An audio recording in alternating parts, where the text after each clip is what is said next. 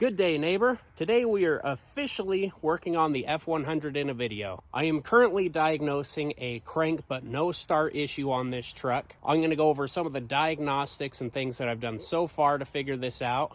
And I'm inviting you along with me to figure out what we actually got going on. Let's get into it. The unfortunate thing about this is this died right next to the street. As you can see, I almost had it in the driveway, but I parked it here and then it decided it was not going to leave here. What I think happened on this and why it ended up right here is I've got this parked on a very slight slope. With the wide angle, you're not going to be able to tell, but there's a little bit of a slope right here. So I believe my half a gallon of fuel that I had left in it was all stuck here on this passenger side because this tank is still behind the seat on this old truck. So since there was all the fuel on one side, the pickup is here on the driver's side, me sitting here cranking it and pumping the gas, I'm pretty sure I wore out the diaphragm on my actual fuel pump. So that's what my theory is. That's not what I know quite yet. I'm going to show you the couple things that I did check before I reached that conclusion. Originally, I thought maybe I just needed some gas. There we go. Now I got it off. So I had to make sure there was gas in there. So I put 5 gallons of gas in there and it still would not want to start. Then we pull the seat forward. There's the fuel tank. Don't look at that. But there's the actual fuel tank in there. This right here is the sending unit, which basically on this, all that is a float. So you put gas in it, it sends the electric signal around everything, and it tells me you have gas. Congratulations. And then this is just the fuel pickup line on there. This just runs straight down and picks up the fuel. So that wasn't a very good repair. That's just my Band-Aid fix to make sure that was working right. But I found out that just tells me how much gas I got. Moving to underneath the hood, I took off my air cleaner so I could verify that that just looked correct, period. And it looked good. I followed that with spraying some starting fluid in the carburetor. I was able to crank it and it fires and it will run for about 2 seconds. So I can confirm I've got spark. It's at least firing in there. And the other variable, air. You need to have air, and we have air. Look at all this space for the air to go in. We have air. We're good there. Then I did take this hose off of the side of the carburetor, and I have 0 fuel pressure. And that is why I think our mechanical fuel pump on the side of the block has gone bad. If you direct your eyes to down here, that is our mechanical pump that we've got to get out of there. What I'm going to do next is I'm going to pull that out. I'm going to try to hand pump it with some water or something like that just to make sure that it is pumping. But I do believe the diaphragm has gone bad on it, and that's why we have no fuel pressure coming through.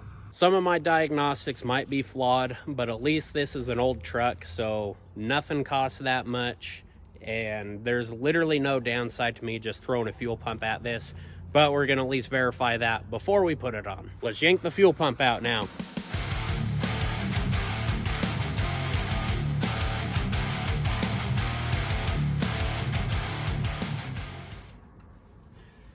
Well, I'm getting fuel on me, so no fuel has gotten to the pump, just not coming out. There was some tricky maneuvering we did there. Here we go. There's our pump. All right, there's both pumps side by side. Here's our nice shiny new one that somebody put their grubby hands on already. Wasn't me, bought it like that. And then there's our old nasty one. Let's try to hand pump this one. I want to see if we can get that one to work before we put this guy on.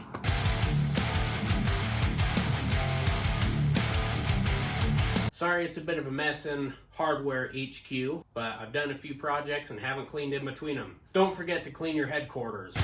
Okay, we're going to do a little bit of comparing here on these fuel pumps just to kind of see what we're working with. This is a 3 to 5 PSI pump, so there's not much pressure that comes out, but putting this one in the vise, this thing's a little tough to do. If you listen, I got pressure here. So that's pressure on the potentially bad pump. Let's see what the other one does. I haven't swapped the hose over on this one yet, but that'll be our out on here. Let's see how this one does.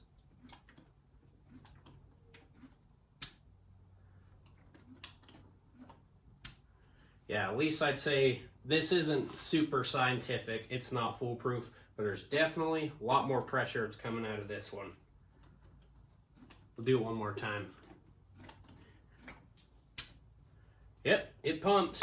The other one doesn't pump as much. As it sits, I don't know exactly how bad this pump actually is. Regardless, this is a new one that's got a lifetime warranty, and this is an old one that might be bad. So regardless of this situation, we're putting this guy in, just to be sure. Then we're happy in the future. One thing I love about having a patina truck like this is I can just like... And it doesn't even matter. It's already busted. Nice.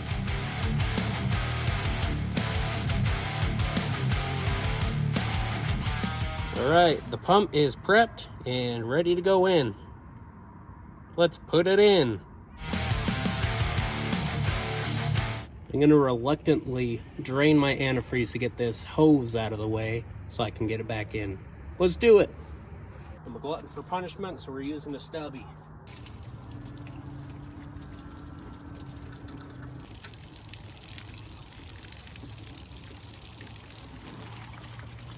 I'm just draining most of that into the grass. Sorry, EPA. I didn't mean to. It's the best container I had. Sorry. Man. Good, I thought I was gonna run out of bucket.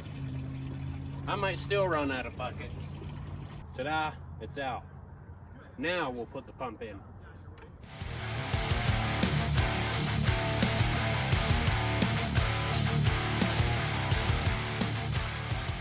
Okay, just like I was afraid was gonna happen, I ran out of daylight. But I did get the fuel pump in down there. I had to remove the entire power steering bracket assembly, but I got everything hooked back up.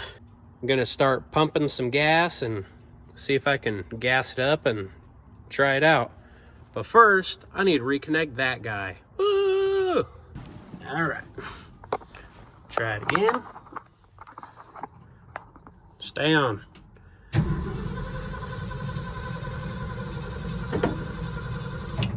Yeah, that thing's still not even trying. Choking it's not gonna do nothing. Holy crap. It did it. It tried. Holy crap.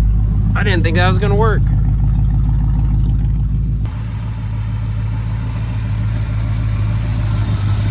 Cool, I gotta get the power steering and all that hooked back up. That'll probably be for tomorrow.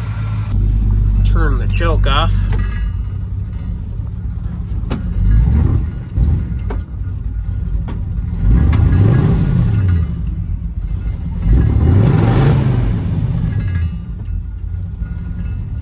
Yeah, not 100% happy, but it's got fuel again. That's awesome.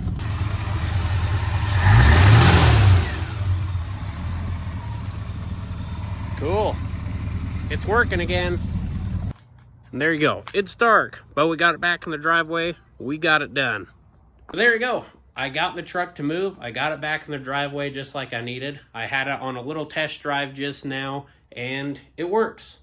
I have no power steering until I hook it all back up, but it works again. So I'm pretty excited about that.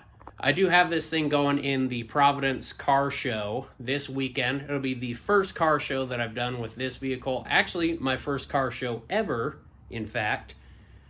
So it's really important to me that I had this up and going because I did not want to miss my first car show ever. And that's all I've got for today's video for you guys. We just went back to the basics, back to something old school, and we're able to solve a problem with a couple simple diagnostics on there. Thanks for tuning in. We'll see you on the next one.